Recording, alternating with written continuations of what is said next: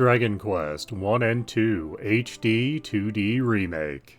Released October of 2025. Available on all modern platforms, retailing for $59.99.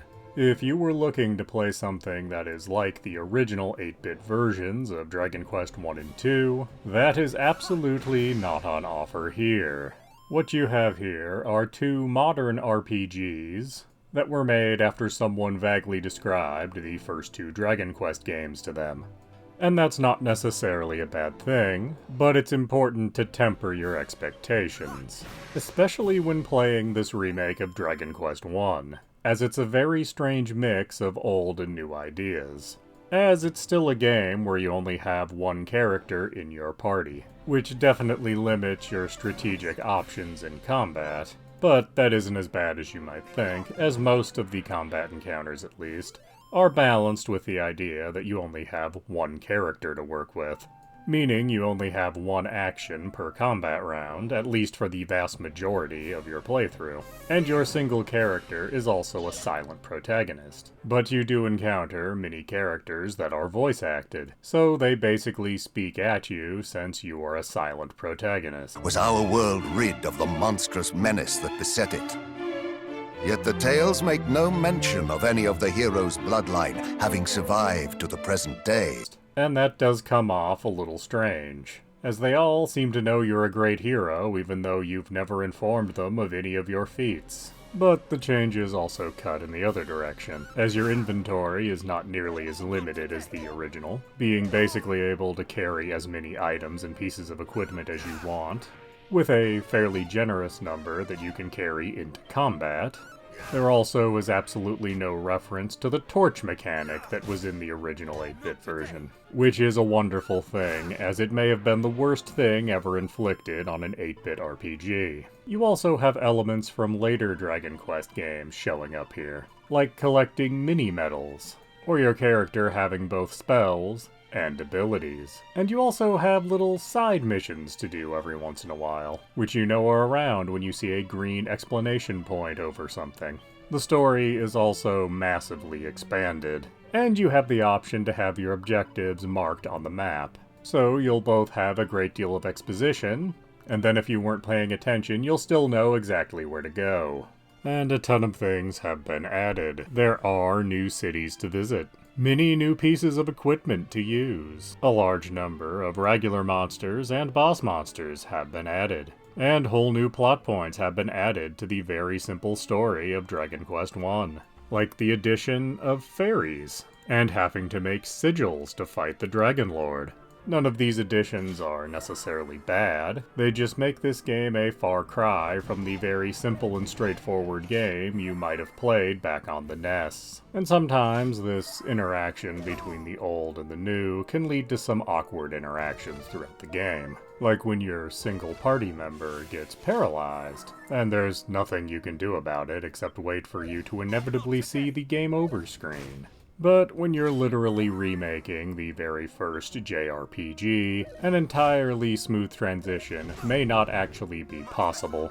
Now the other half of this, Dragon Quest II, is a much smoother transition for a lot of reasons. As while it was still a very early JRPG, it was a much more complex and fleshed out game than the original Dragon Quest, as you did have a party of 3 characters, which allowed for much more strategy in combat, and these characters all had at least somewhat of a personality. So in this remake, while the first character you start with is still a silent protagonist throughout the game, your other characters have very defined personalities and roles in the story. And in the remake, you actually end up with a 4th party member after a while. But there is a definite change with your party members in this new version. In the original, you had one that was a physical attacker, one that was basically your healer, and one that did offensive magic. Now here, not only do you have a 4th party member, but all of your party members are much more flexible this time around. Meaning the main character is still a physical attacker, but your other 3 characters are all kind of all-rounders.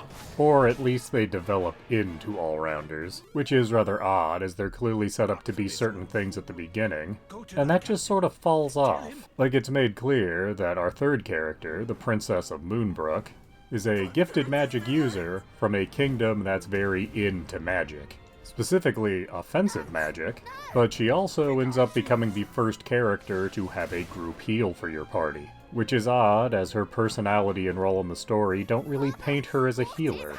Much like with the Dragon Quest I half of this collection, the story is expanded, with entirely new events taking place, and many of the new things added are for the sake of tying this remake to the remake of 1, which I'm not sure was necessary, as it's made clear even in the original NES version that the characters in this game are the descendants of the character from the first game, because he apparently spread his seed enough for the founding of not 1 but 3 kingdoms.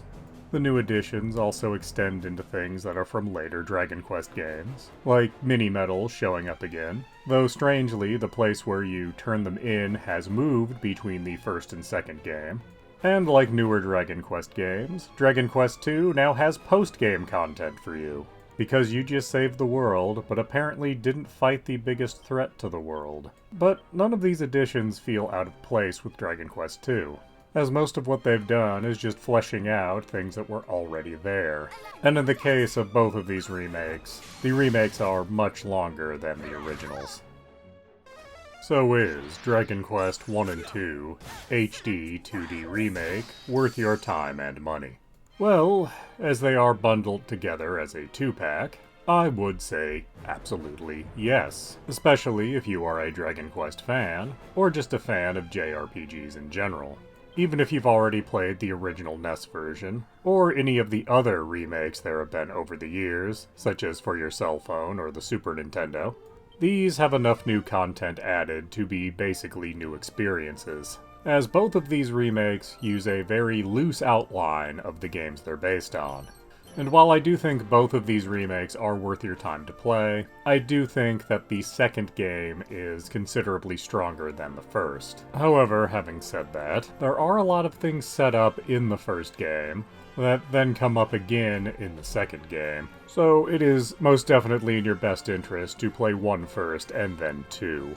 And of course, with this release now out, we now have the entire Erdrick trilogy available in remake form. Though, if you want to play through the trilogy properly, technically 3 is a prequel to 1 and 2.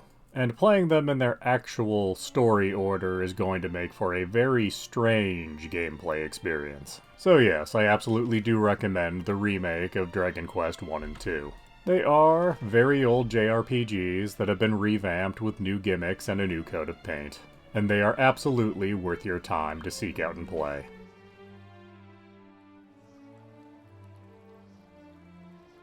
Please do subscribe, comment, like, and tell your friends.